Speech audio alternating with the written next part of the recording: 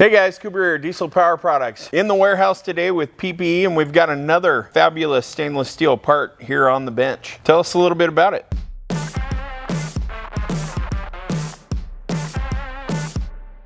Yeah, so we designed this a few years back now.